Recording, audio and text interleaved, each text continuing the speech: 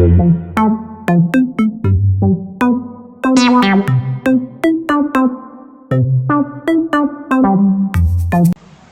selamat pagi dan kita berjumpa lagi. Soalan hari ini kita akan bincang ialah soalan buku teks muka surat 156.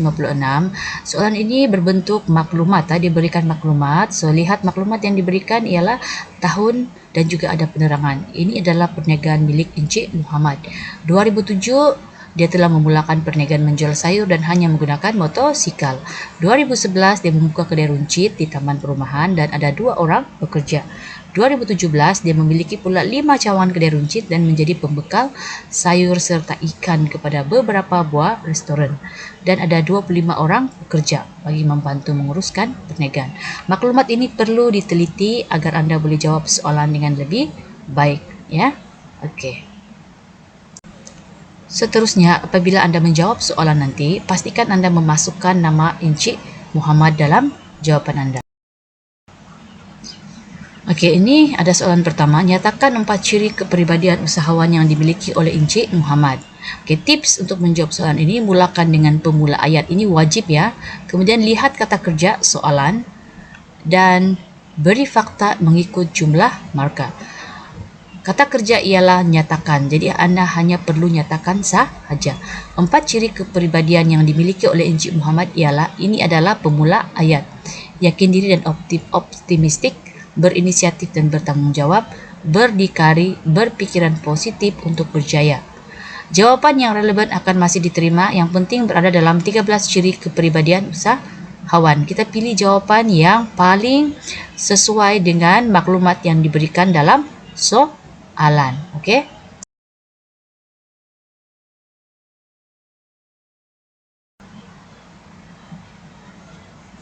Okey, soalan yang B iaitu terangkan 3 sumbangan perniagaan Encik Muhammad. Ada 6 markah.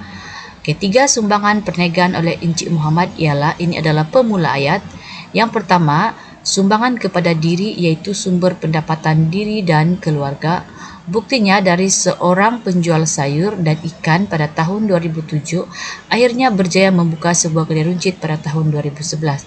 Di sini menunjukkan bahawa Encik Muhammad telah menambah pendapatan diri dan juga keluarga. Yang kedua, sumbangan kepada masyarakat dengan membuka peluang pekerjaan. Dengan adanya 25 orang pekerja pada tahun 2017 dan telah membuka cawangan restoran. Okey, yang ketiga, sumbangan lain ialah memenuhi keperluan dan kehendak masyarakat dengan menjual sayur dan ikan yang merupakan keperluan harian di sekitar taman perumahannya. Okey, lihat tips di sini. Berikan fakta dahulu, yang fakta ini berwarna putih. Kemudian lihat bukti dalam maklumat yang diberikan untuk menyokong fakta yang Anda berikan. So, jangan lupa pemula ayat di atas sekali. Kemudian berikan fakta dan berikan bukti dalam kajian kes ataupun soalan atau maklumat yang diberikan bagi menyokong fakta tersebut. Okey?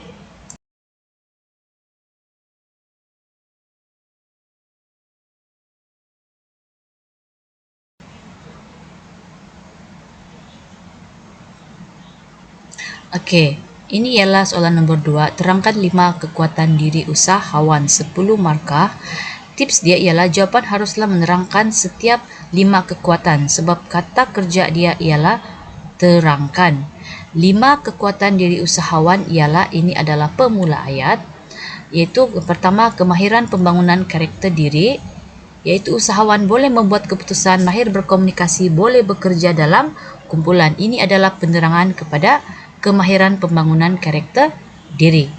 Okey, Anda boleh lihat yang kedua, fokus tenaga dan tumpuan, iaitu usahawan haruslah bijak menetapkan visi dan misi perniagaannya dan fokus untuk menjayakan perniagaan. Anda boleh lihat fakta ketiga, keempat dan kelima. Pastikan Anda menerangkan setiap fakta tersebut.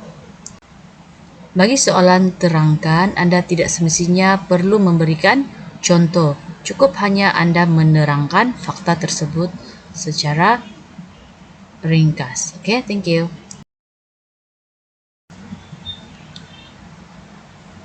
Okay, seterusnya soalan nombor 3. Ini adalah sedikit soalan yang memberikan maklumat, itu Puan Nancy berhasrat untuk membuka sebuah kedai dobi di kawasan perumahan yang baru. Beliau telah menjalani kursus selama 2 bulan dan berjaya mengumpul modal. Namun modal tersebut masih tidak mencukupi.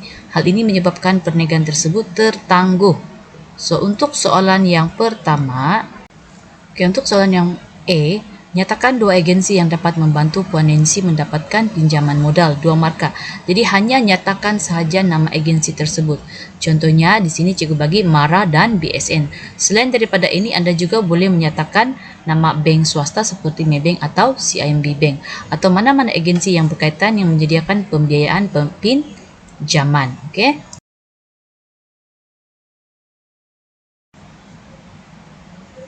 Okey, untuk soalan 3B, iaitu terangkan faktor-faktor penyumbang untuk Puan Nancy memulakan perniagaan tersebut.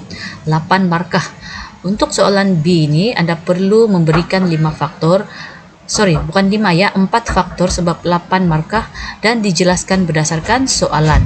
Maklumat dalam soalan ini yang Anda boleh lihat ialah Puan Nancy memerlukan modal memulakan perniagaan, iaitu faktor modal. Puan Nancy membuka kedai dobi berhampiran kawasan perumahan. Ini adalah faktor lokasi. Puan Nancy telah mengikuti kursus. Ini adalah faktor latihan. Puan Nancy telah mendapatkan kemahiran hasil kursus juga adalah faktor kemahiran. Jadi padankan dengan maklumat yang diberikan untuk melihat faktor penyumbang memulakan perniagaan. Okey, kalau kamu lihat di sini, cikgu ada menyatakan perkara yang penting ya. Jadi bila ada soalan begini, Anda senaraikan dahulu isi atau maklumat yang telah diberikan supaya Anda tidak terlepas fakta penting. Okey. Okey, ini adalah jawapan soalan B. Mula-mula sekali mesti ada pemula ayat, iaitu faktor-faktor penyumbang untuk Puan Nancy memulakan perniagaan adalah seperti berikut. Nombor 1, modal. Atas sekali kamu tulis modal, iaitu fakta dia supaya tidak bercampur dengan penerangan. So, di bawah modal itu, kamu terangkan apakah itu modal secara ringkas sahaja. Untuk memulakan perniagaan, Puan Nancy memerlukan modal yang mencukupi untuk memulakan perniagaan kedai dobi beliau. Kalau kamu lihat di sini, cikgu menyebut nama Puan Nancy dan menyebut nama perniagaan kedai dobi. Maka maklumat yang Anda dapat dalam soalan perlu dimasukkan dalam jawapan Anda. Justru agensi seperti MARA dan BSN boleh dipohon bagi membiayai modal memulakan perniagaan. Okey. Yang kedua, lokasi sesuai. Lokasi perniagaan haruslah tempat tumpuan ramai dan berhampiran dengan tempat tinggal pelanggan agar mudah dikunjungi. Puan Nancy bijak dengan membuka kedai dobi yang di kawasan perumahan baharu. Yang ketiga, kemahiran. Ilmu pengetahuan perlu ada sebelum mencuburkan diri dalam dunia perniagaan. Kemahiran yang diperolehi melalui kursus yang diikuti akan memberi manfaat kepada usahawan. Puan Nancy telah mengikuti kursus pengendalian kedai dobi. Ini membolehkan beliau mengetahui selok-belok perniagaan. Keempat, latihan. Usahawan perlu melengkapkan diri dengan ilmu melalui kursus dan latihan. Ini boleh diaplikasikan dalam pengurusan perniagaan. Contohnya, Puan Nancy telah mengambil kursus selama 2 bulan. Nah, ini maksud cikgu, kamu masukkan fakta bagi penerangan dan kamu ada mengambil maklumat yang diberikan dalam soalan sebagai menyokong fakta jawapan Anda. Ini menunjukkan Anda seorang pelajar yang mempunyai teknik menjawab yang sangat baik. Okey.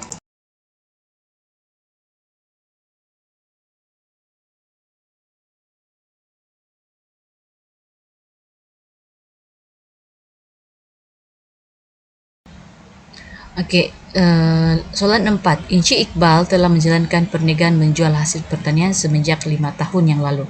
Namun 2 tahun kebelakangan ini perniagaannya telah mengalami kemerosotan dalam jualan. Kini beliau telah beralih dengan menjual hasil pertanian menggunakan caravan. Caravan ni macam van lah, yang mempunyai kuasa solar nano photovoltaik, okey, NPV lah.